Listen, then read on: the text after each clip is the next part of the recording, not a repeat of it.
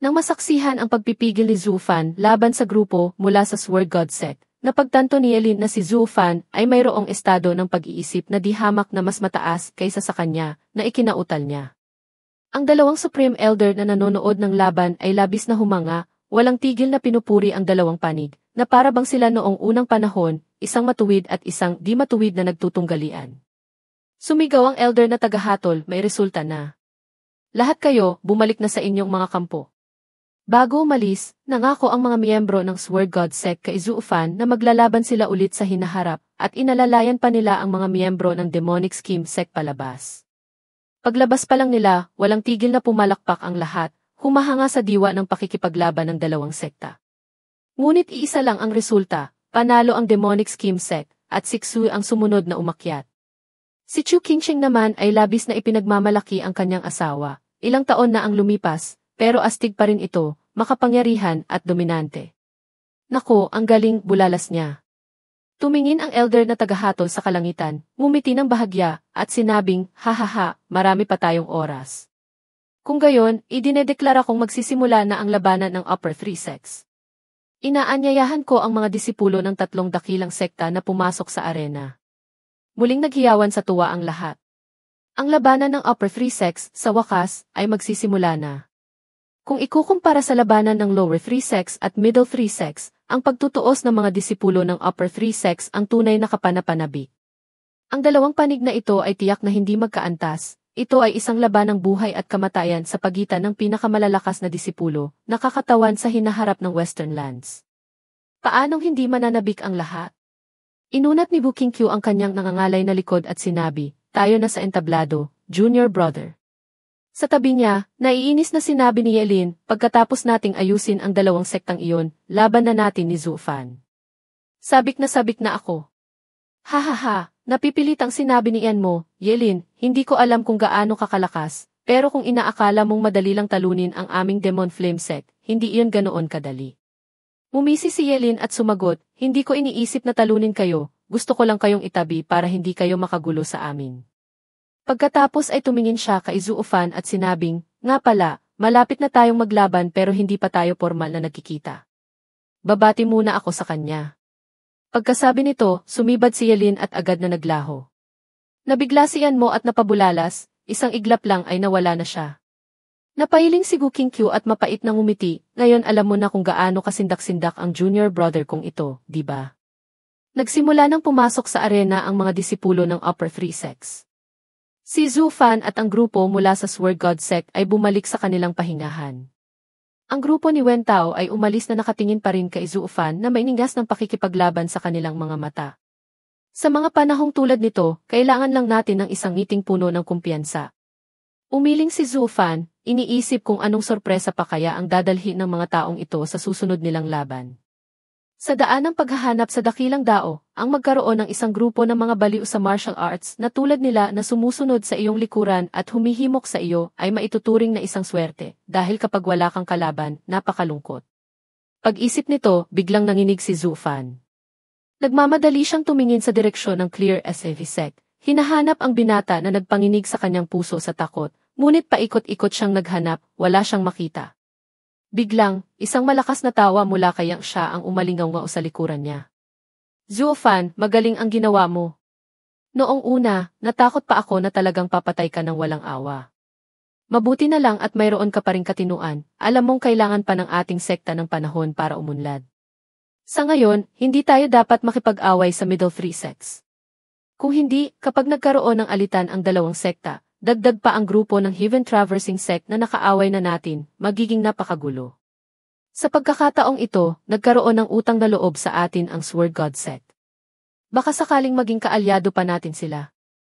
Hahaha, ang talas talaga ng isip mo, karapat-dapat ka talagang tawaging Butler Zhu. Ngumiti lang si Zhu Fan at napabuntong hininga, iniisip, nagkakamali kayo ngayon, hindi ko naisip ang lahat ng iyan. Pagkatapos ng Two Dragons Meet, aalis na ako sa Demonic Scheme Sect, kaya bakit ko pa pag-iisipan ng husto ang mga bagay na iyon? Nagpigil ako laban sa 10 iyon dahil bigla akong nakaramdam ng pagkakatulad sa kanila, hindi ko kayang saktan sila. Dahil sa 10 iyon, nakita ko ang anino ng aking sarili noon. Kahit na muli akong nabuhay at naging matagumpay, hindi ako umasa lang sa 9 Serenity Secret Records, sa aking talento sa array formations, alchemy, cultivation techniques, at martial skills para maging maayos ang lahat. Ang mga bagay na ito ay dahil din sa naipon kong karanasan sa nakaraang buhay. Sa mundong ito, sino ba ang ipinanganak na mayroon na ng lahat? Sino ba ang walang pagsubok na kailangang lampasan? Ang nakaraang buhay ko ay katulad din ng grupo ni Xi Tianxiang ngayon. Bawat hakbang ay maingat, alam na imposible pero ginagawa pa rin hanggang sa huli. Maraming beses dumaan sa bingit ng kamatayan bago narating ang trono bilang pinuno ng 8 emperors. Biglang naisip ni Zhu Fan ang sinabi niyang siya. Tama siya, naisip ng bida. Mas maraming kaibigan, mas maraming daan. Kahit na umalis ako sa sekta at wala ng ugnayan, kung sakaling maharap ako sa kahirapan sa hinaharap at kailangan ko ng tulong, magagamit ko ang mga pagkakaibigang binuo ko ngayon. Pag-isip nito, biglang nagliwanag ang mga mata ni Zhu Fan. Mabilis siyang tumingin sa mga manonood at malakas na sinabi, "Yang siya, mga elder, lilikha ako ngayon ng mga kaalyado para sa ating sekta." Sa hinaharap, kahit na magsanib puwersa pa ang Heaven Traversing Sect at Mystical Heaven Sect laban sa atin, hindi tayo matatakot. Tumingin siyang siya sa direksyong tinitingnan ng bida, at nagliwanag din ang kanyang mga mata, lubos na naunawaan ang ibig sabihin ni Zhu Fan. Mabilis siyang tumango at sinabing, "Sige, sige. Bilisan mo. Maaasahan ka talagang bata ka." Haha! Lumipat ang eksena sa lugar ng Demon Soul Sect sa mga manonood. Lumapit si Zhu Fan sa magkapatid na Han, ikalawang batang guro Han, ikatlong batang guro Han, "Kumusta na ang inyong nakatatandang kapatid, si Han Yunfeng?" Nagulat ang dalawa at napaatras, ngunit nang makitang si Zhu Fan iyon, nagmamadali silang yumukod at sumagot, "Salamat sa iyong pag-aalala, kapatid na Zhu." Ang aming nakatatandang kapatid ay wala pa ring malay, ngunit hindi na siya nanganganib. Tumango si Zhu Fan, "Mabuti kung gayon." Pagkatapos ay naglabas siya ng isang maliit na porselanang bote at sinabing, "Ito ay isang ika-10 gradong spirit pill, isang super grade pill na kayang gamutin ang pinsala sa kaluluwa.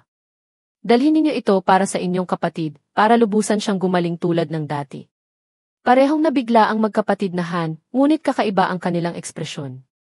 Gusto nilang tanggapin pero hindi sila nangangahas, nag-aalangan. Nagtaka si Zhu Fan at akmang magtatanong ng isang malalim na boses ang marinig sa likuran niya, "Kapatid na Zhu, huwag mong sisihin sila kung hindi nila tinanggap ang iyong spirit medicine. Dahil tinanggap na nila ang aking ika-11 gradong pill kanina, ang Primal Soul Pill. Sinabi ko sa kanila na hindi dapat maging masyadong sakim. Dahil maayos na ang kanilang kapatid, hindi na nila dapat tanggapin pa ang gamot mula sa iba." Biglang kinabahan si Zhu Fan, baka sa mukha niya ang pagkagulat. Kailan pa nagkaroon ng tao sa likuran ko na hindi ko man lang namalayan? At mula sa taong ito, mayroong isang napakapambihirang enerhiya na nagbibigay sa kanya ng pakiramdam ng panganib.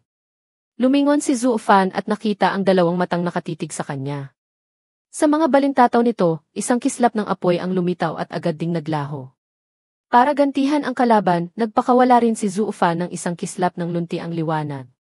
Tiningnan ni Yelin si Zhu Fan na may mga matang puno ng panghahamon at sinabi, "Kapatid na Zhu, ngayon lang tayo formal na nagkita." "Hahaha, ako si Yelin, disipulo ng Clear Eve Sect. Malapit na tayong maglaban, nakaka-excite talaga ang labanan sa pagitan ng mga tagapagmana ng banal na hayop." Pagkasabi nito, naging kulay ginto ang mga mata ni Yelin, ito ang tagapagmana ng Nine Cloud Dragon. Hindi mapigilang manliit ang mga mata ni Zhu Fan.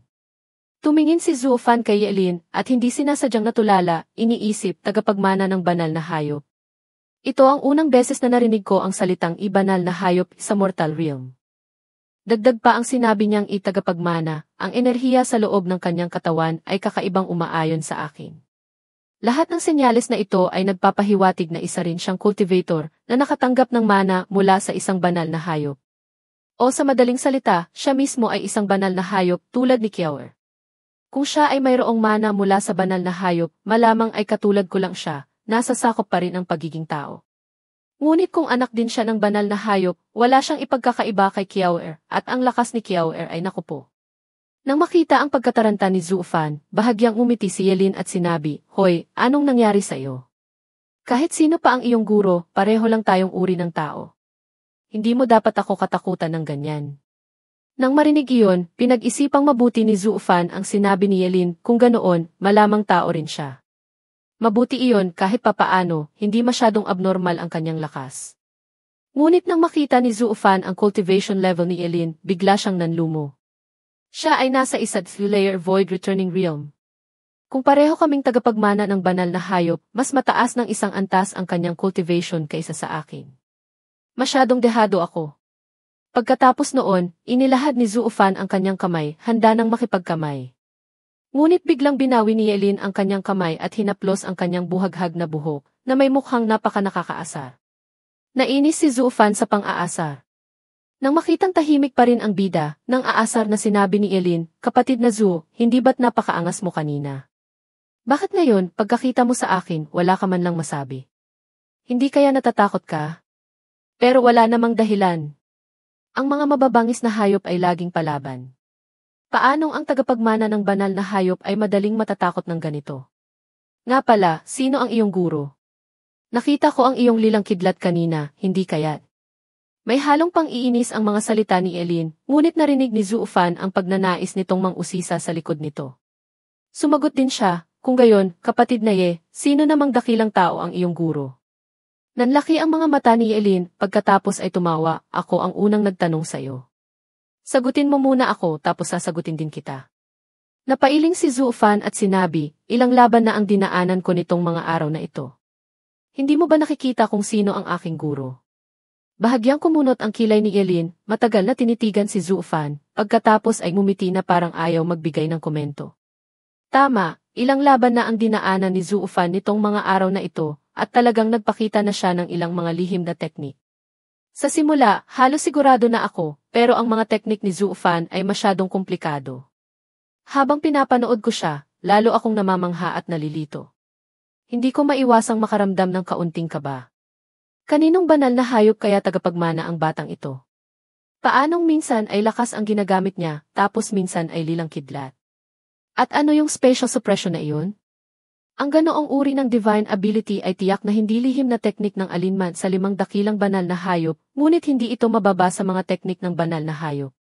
Ito ang nagpalito sa akin kaya sinubukan kong mang-usisa. Ngunit hindi ko inaasahan na si Zhu Fan ay napakaingat, walang inilalantad na kahit ano. Kalahating araw na akong nang aasar pero wala man lang akong nakuha na impormasyon. Bigla tuloy akong nainis.